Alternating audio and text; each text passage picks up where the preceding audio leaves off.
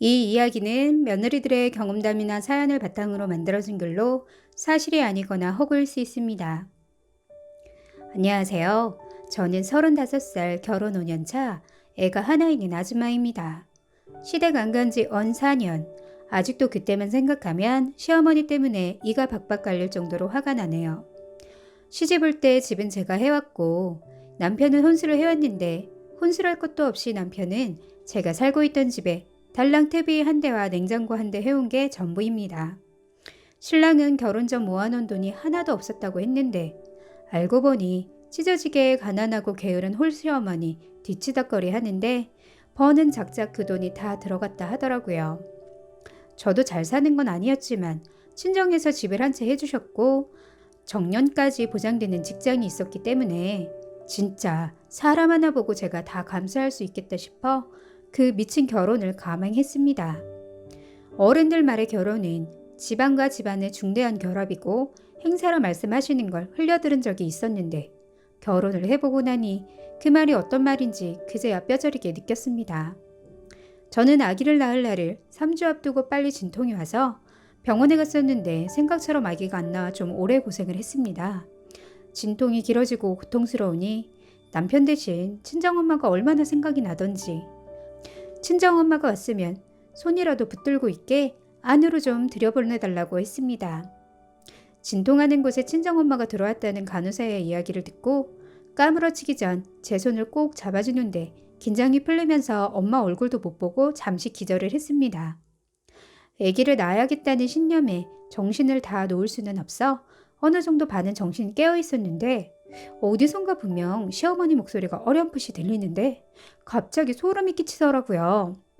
간호사들은 시어머니에게 가만히 좀 있으라고 했는데 알고 봤더니 시어머니가 제가 벌리고 있는 가랑이 사이로 얼굴을 들이밀어 아기가 나오는 그곳을 쳐다보고 있었습니다. 애 낳느냐 죽을 것 같고 정신이 까무러질 것 같은 고통 속에서도 시어머니의 그 소름 끼치는 행동에 제가 얼마나 놀랐는지 시어머니의 얼굴을 죽을 힘을 다해 발로 뻥 차버렸네요. 거짓말 같으시죠? 정말 실화입니다. 애 낳는 산모보다 더한 시어머니의 비명과 엄살 때문에 그곳은 아수라장이 되었고 전 뜻하지 않게 시어머니에게 힘을 다 쓴 덕에 안타깝게도 애는 수술해서 낳게 되었습니다. 수술을 깨어보니 친정엄마만 제 옆에 있고 남편이 없기에 어디 갔냐 물어보니 저 때문에 시어머니 모시고 다른 병원 응급실로 갔다고 하더라고요. 친정엄마에게 왜 엄마가 안 들어오고 시어머니가 진통하는 곳에 대신 들어온 거냐 물어보니 친정엄마가 잠시 화장실 간 사이 시어머니는 본인이 친정엄마다 거짓말을 하고 제가 진통하는 곳으로 들어갔다 했습니다. 그 이후 시어머니에게 절대 보이고 싶지 않고 봐서도 안 될 곳을 보였으니 전 그 이후 수치심에 치를 떨었고 그걸 말리지 못한 남편까지 원망하게 되었습니다. 그로 인해 남편과의 사이도 급격하게 나빠지기 시작했네요. 제가 하도 난리를 치니 남편이 시어머니가 병원에 입원했다고 사진을 보여주는데 얼굴 한쪽엔 시커먼 뭔가 목에도 깁스를 하고 있었습니다. 또 목 통증 때문에 움직이지도 못한다 했는데 하나도 불쌍하지 않더라고요. 본인이 자처한 일이었고 며느리에게 수치심을 주는 해서는 안 될 짓을 했으니 벌 받은 거라 생각하니 못된 생각이지만 오히려 위로가 되었고 속이 시원했습니다. 시어머니는 그 후 한 달 정도 시퍼러둥둥한 얼굴에 목 통증과 허리 통증까지 시달리며 한 달 이상 병원에 입원해 있었고 그 사이 수시로 저한테 전화해서는 병원으로 찾아와 무릎 꿇고 용서를 빌으라고 전화를 해대셨습니다. 지금은 시어머니 전화를 차단해 놓은 상태이지만 이거 제가 잘못해서 용서빌 일인가요?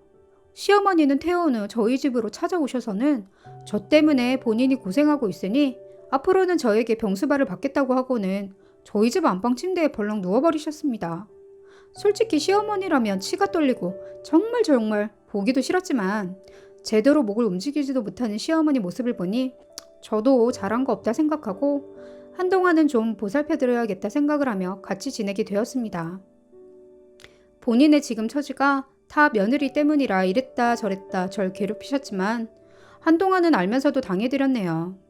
남편이 있는 주말엔 아무 일 없는 척 편하게 지내라 해놓고는 시어머니와 저만 있는 평일엔 쉬지도 못하게 이것저것 시키며 온갖 잔소리를 해대는데 정말 미치는 줄 알았습니다. 하루는 애를 재우고 부엌으로 나와보니 냉장고 청소를 하겠다며 냉동실이고 냉장실에 있는 모든 음식을 밖으로 다 꺼내놓으셨더라고요. 그러더니 제가 뭐 하시냐고 물어보니 목도 아프고 허리도 아파서 아무것도 못하겠다고 저보고 마무리를 지으라며 다 놓아버리고는 방으로 그렇게 들어가 버리셨습니다. 전 음식이 녹을 것 같으니 급한 마음에 냉장고 청소를 대충 하고 그 음식들을 손으로 집어 모두 정리했습니다.